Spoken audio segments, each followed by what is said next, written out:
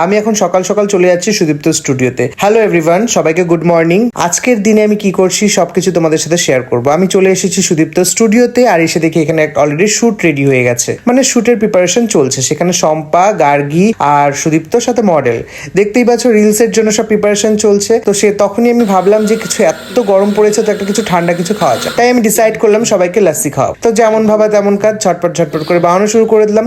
কিন্তু সাথে যেহেতু আমি চিনি খাই না, তাই আজকে আমি ভেবেছিলাম যে মিছরি দিয়ে বানাবো।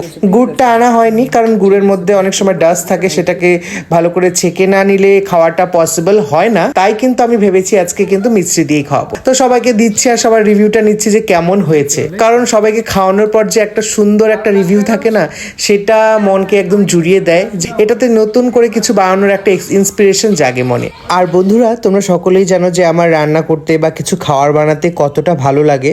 তাই আমি কিন্তু প্রতিবার এই জিনিসটা করে থাকি। দাঁড়াও এখনো খাওয়া দাওয়া শেষ হয়নি, এবার খাওয়ার পালা ফুচকা। তারপর আমি এনেছিলাম ফুচকা, তাই আমি আজকে সবার সাথে ফুচকা শেয়ার করছি। বন্ধুরা, তোমরা একটা জিনিস লক্ষ্য করবে যে ফুচকা বা যে কোনো চটপটা জিনিস খাওয়ার সময় কিন্তু একা একা খেলে একদম মজা লাগে না।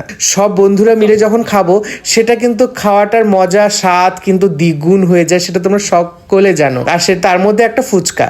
তোমাদের কার কার ফুচকা খেতে ভালো লাগে এটা কিন্তু কমেন্টের মাধ্যমে অবশ্যই জানিও। হ্যাঁ, অনেক তো হলো এবার খাওয়া দাওয়া। শুধু খাওয়া দাওয়া খেলেই তো হবে না, কাজটাও করতে হবে। তাই শুরু করে দিলাম আবার শুট করতে করতে। এবার লাঞ্চের টাইমও হয়ে গেল। শুধু খাওয়া দাওয়া। লাঞ্চে খাওয়ারে বিভিন্ন রকমের আইটেম ছিল। সেখানে ভাত টাত এগুলো তো ছিলই। আর মডেলের জন্য স্পেশালি আনা হয়েছিল ফ্রাইড রাইস, পোলাও। আমরাও সেখানে ভাগ বসিয়ে নিলাম।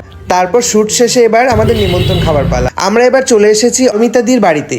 পারমিতাদি আমাদের খুব প্রিয় একজন দিদি, উনি একজন মেকআপ আর্টিস্ট, খুব বড়। তো এই দেখো, এই হচ্ছে পারমিতা। দেখতে কতটা মিষ্টি লাগছে না?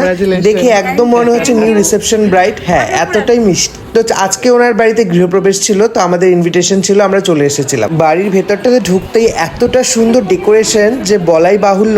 সবার প্রথমে আমরা গৃহে ঢুকেই দেখলাম রাধা গোবিন্দের যুগল বিগ্রহ, যেটা দেখে মনটা সববার আগে ভালো হয়ে গেল। আর তারপরে আবার খাওয়া দাওয়ার পালা। খাওয়া দাওয়াতে যেহেতু প্রসাদ ছিল, তো মিষ্টির ভাগটাই বেশি ছিল। অনেকদিন ধরে যেহেতু মিষ্টি খাই না, তাই মিষ্টিতে মুখটা একটু অন্যরকম হয়ে যাওয়াতে ভাবলাম যে কিছু স্ন্যাক্স চটপটা টাইপের খাই। তো রাতে সেটা কিনে বাড়ি ফেরার পালা। এবার বাড়িতে গিয়ে রেস্ট নিব। সারাদিন অনেক টায়ার্ডনেস ছিল। তো আজকের ভিডিওটা এতটুকুই থাকলো। তোমরা দেখে অবশ্যই জানিও যে কেমন হয়েছে। দেখা হবে তোমাদের সাথে নেক্সট ভিডিওতে।